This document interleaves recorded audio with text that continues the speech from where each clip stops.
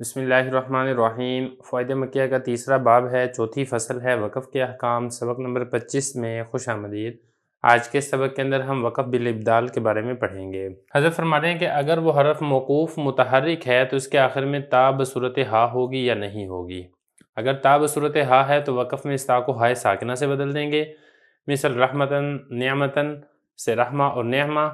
اور اگر ایسا نہ ہو تو آخر حرف پر اگر دو زبر ہیں تو تنوین کو الف سے بدل دیں گے، مثل سبا ہدا۔ دیکھیں میں نے آپ کو بتا چکا ہوں وقف بالسکون یہ سارا گزر چکا ہے تفصیل سے، وقف بالاسکان یہ سارا تفصیل کے ساتھ گزر چکا ہے۔ یہاں سے وقف کی تیسری صورت ذکر کی جا رہی ہے، وقف بالابدال۔ ابدال کا مطلب ہوتا ہے تبدیل کر دینا، بدل دینا، یعنی اس میں ہوتا یہ ہے کہ ایک حرف کو دوسرے حرف سے بدل دیا جاتا ہے۔ اور یہ کب بدلا جاتا ہے تو اس کی دو صورتیں یہاں پر ذکر کی ہیں۔ ایک صورت تو یہ ہے کہ جس لفظ پر یا جس کلمے کے آخر پر آپ وقف کر رہے ہیں اس کے آخر میں گول تا ہے، جسے تائے مدورہ بھی کہتے ہیں، تو پھر اگر آپ وہاں پر وقف کریں گے تو پھر آپ اس گول تا کو ہا سے تبدیل کر دیں گے۔ اور اگر ایسا ہے کہ آخر میں گول تا نہیں ہے بلکہ اس کے آخر میں تنوین ہے دو زبر کے ساتھ، تو پھر اس صورت میں اگر آپ اس کو وقف کریں گے تو پھر آپ اس تنوین کو الف کے ساتھ تبدیل کر دیں گے۔ تو یہاں پہ چونکہ تبدیل کیا جا رہا ہے اس لیے اس کو کہا جاتا ہے وقف بالابدال۔ کچھ مثالیں حضرت نے یہاں پر ذکر کی ہیں، کچھ مثالیں میں نے بھی ادھر لکھ دی ہیں تاکہ بات سمجھنی مزید واضح اور آسان ہو جائے۔ پہلی مثال دیکھیں، امتن، یہ تو ہے وقف کے بغیر، لیکن جب آپ وقف کریں گے تو چونکہ آخر میں گولتا ہے جس کو تائے مدورہ کہا جاتا ہے تو اس کو آپ ہا سے تبدیل کر دیں گے۔ امہ، ہا یہ نہیں پڑھنا آپ نے بلکہ آپ نے ہا پڑھنی ہے جو سینے سے نکلتی ہے، گلے کے بالکل آخر سے۔ امہ، اس ہا سے تبدیل کرنا ہے، اس کا خیال رکھنا ہے۔ اسی طریقے سے وَقَالَ نِسْوَةٌ، یہ تو ہو گیا بغیر وقف کے، لیکن جب اس میں وقف بالابدال کیا جائے گا کیونکہ آخر میں گولتا ہے تائے مدورہ ہے تو اس کو پڑھیں گے وَقَالَ نِسْوَةٌ، اس طریقے سے۔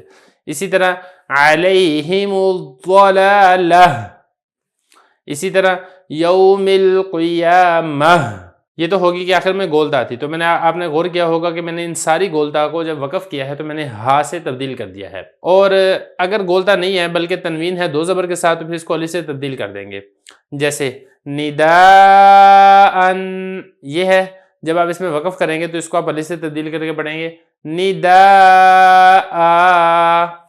اسی طریقے سے مسمن سے مسمى، اسی طرح انکاثا، تو یہ حضرت فرمائے اس چیز کا آپ نے خیال رکھنا ہے۔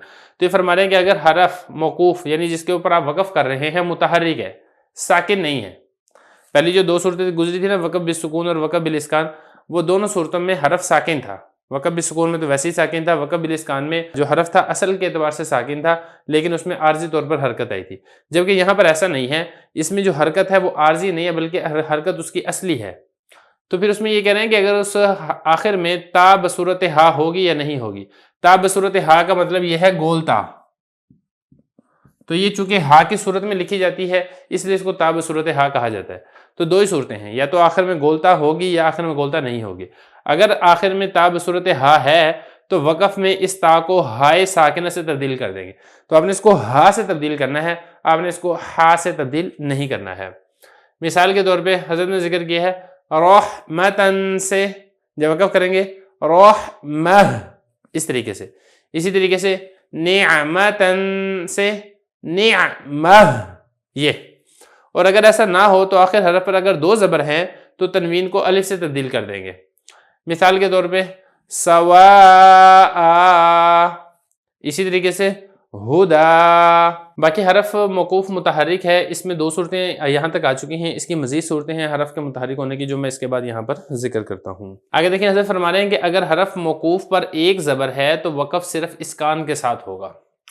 مسئلہ یہاں پر یہ ہے کہ وہ حرف جس کے اوپر آپ وقف کر رہے ہیں اس کے اوپر صرف ایک زبر ہے، تو پھر اس صورت کے اندر آپ نے اس کو ساکن کر دینا ہے۔ ساکن کرنے کے علاوہ آپ اس کے اندر کچھ اور نہیں کر سکتے ہیں، نہ تو آپ اس میں وقف بالروم کر سکتے ہیں، نہ ہی آپ اس کے اندر وقف بالاشمام کر سکتے ہیں، اور وقف بالسکون تو ویسے نہیں ہوگا کیونکہ حرف یہاں پر متحرک ہے، اور ابدال بھی نہیں ہوگا، یہ جو حرف ہے اس کو کسی اور حرف کے ساتھ تبدیل بھی نہیں کیا جائے گا۔ اس کی مثال حضرت نے ذکر کی ہے جیسے یعلمون۔ اب یہ جو یعلمون ہے آخر میں صرف ایک حرف ہے، فتح ہے، تو آپ نے اس کو ساکن کر دینا ہے، آپ نے اس کو پڑھنا ہے یعلمون۔ اسی طریقے سے کچھ مثالیں میں نے لکھ دی ہیں جیسے الحاکمین، نون کو ساکن کر دیا۔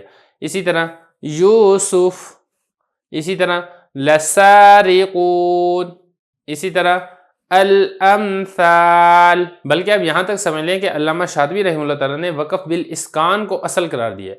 علامہ شاطبی رحمہ اللہ تعالیٰ یہ فرماتے ہیں کہ وقف کا معنی ہوتا ہے حرکت پڑھنے سے رک جانا، اور حرکت پڑھنے سے رک جانا یہ وقف بالاسکان کے اندر ہی ہوتا ہے، لہذا وقف بالاسکان ہی اصل ہے۔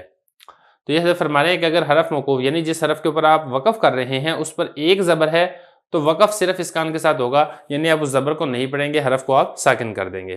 تو وقف بالسکون بھی ہم نے پڑھ لیا، وقف بالاسکان پڑھ لیا، وقف بالابدال کی کچھ صورتیں پڑھ لی۔ اگلا جو سبق ہوگا اس کے اندر ہم انشاءاللہ وقف بالروم اور وقف بالاشمام کی بھی کچھ صورتیں پڑھیں گے۔